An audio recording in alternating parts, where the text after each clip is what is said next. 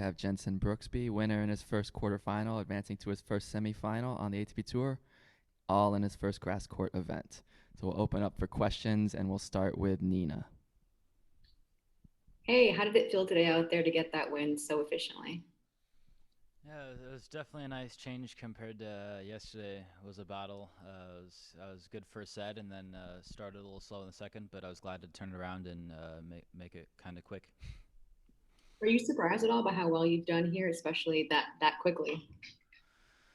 I mean, not really. I'm never surprised. I think everything happens for a reason, and I mean I'm happy with how it's gone so far this week, and but I'm not.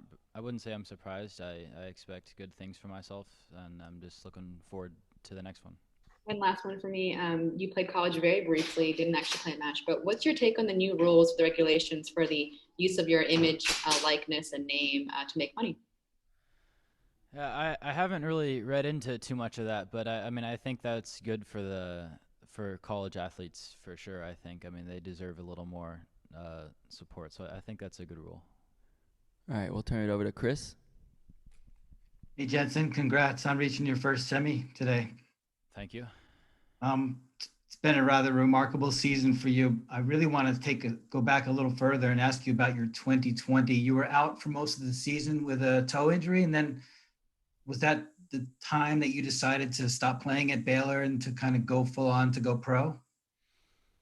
Yeah, going pro didn't really have anything to do with injuries that year. I'd planned all along, I think, to go one season and then turn pro, but yeah, I mean with COVID too. I mean none of those things really had an effect on the decision. I knew for a while that would be my choice. Can you talk a little bit about what you did in 2020 to kind of be able to hit the ground running this season so fantastically? Yeah, it wasn't easy. So January I went to Baylor, and then mid March or so with COVID hitting, I went back home. Finished school in the spring, but yeah, I was able to start hitting again. I think about April, like a little bit, but it took a few more months to really get back to like full training. But it wasn't really till later, and then I had a couple other things go on. But I was just at home for the whole year, doing what I could in the gym and on the court to get better and start out with matches this year and try to have a full year. All right, thank you, Chris. We'll go to Owen. Hi, Jensen. Great win today.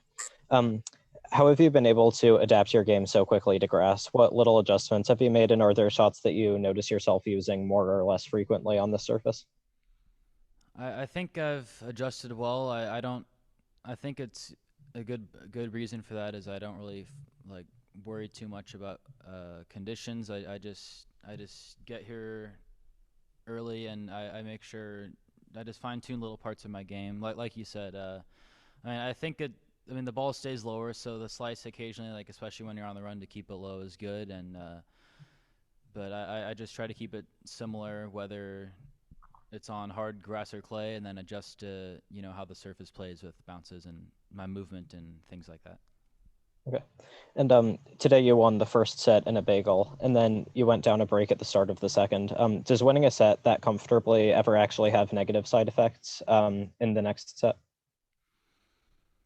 I don't think so. I mean, obviously, winning the first set like that is good, but it's just how I respond to it, how I keep my focus going into the second set. And today it wasn't that good, and I lost my focus a little bit after the first set, and then obviously he came out swinging a little bit, and then but I knew I could turn it around, so I was still confident with the first. So that's a good part. I could turn it around.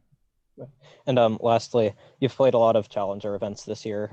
What are some of the main differences between the events there and the ATP events, not just in terms of level of tennis, but in what the tournament provides for the players? Yeah, I wouldn't say as much the level like you said.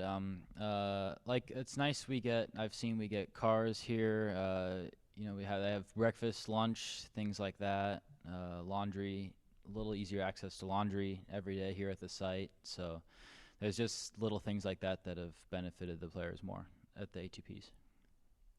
All right, thank you, Owen. We'll go to Colette.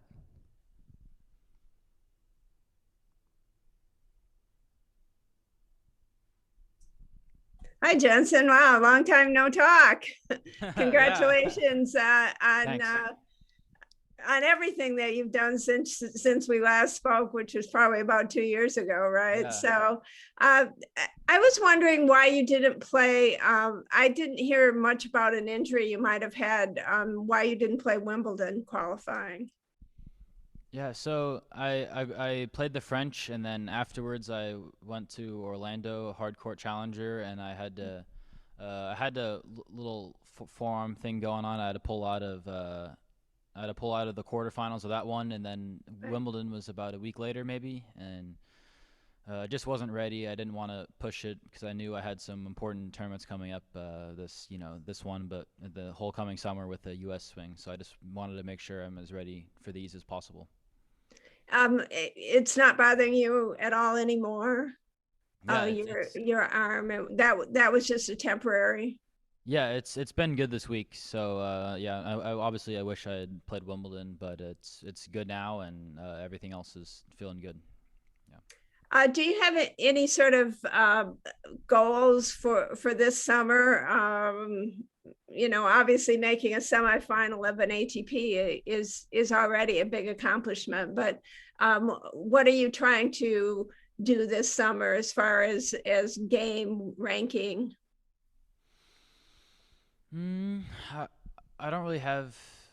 I don't have a specific ranking goal or anything like that because I feel like that's just more distracting to our culture. But obviously, I want to play more ATP events and be at this level consistently. Hopefully with the hard court ones coming up, like the U.S. Open and ones before that, I want to have those opportunities and keep my game getting better at this level, and it's about it really. Yeah. Last one from me. Are you still working with Joe? And if so, he doesn't travel with you, right? So are you traveling with a coach or a trainer or anybody? Yeah, Joe's still my coach. It's been I think this is the 13th or 14th year now in a row. So that's pretty awesome. But no, Yeah. he does travel with me often.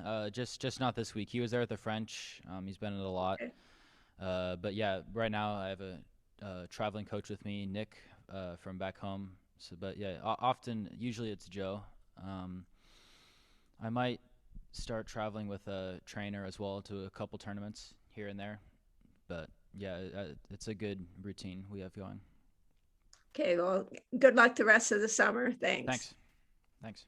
All right, we'll go back to Chris and wrap up with you. Thank you, Chris. Jensen, thanks for your time. Just two more quick ones. How would you characterize the difference in the way you're playing the sport now compared to maybe 2019 when you were at the US Open? Are you a much different player and much improved since then?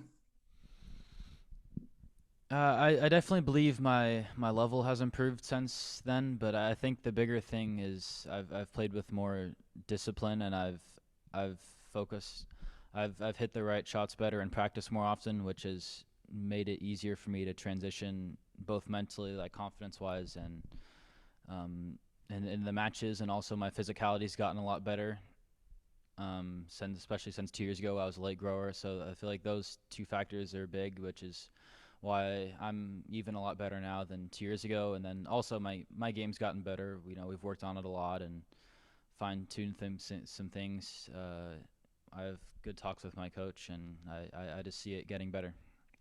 And finally, what would you say you've learned from facing some of the top players that you've faced? Berdych, Karatsev, Basilashvili. You've faced some good guys in the last few years.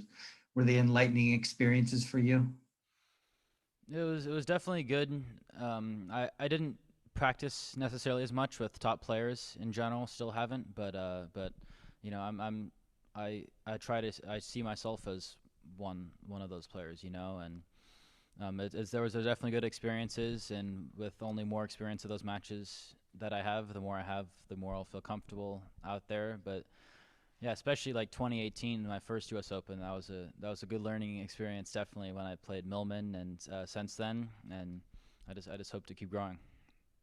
Thank you. Thanks. All right.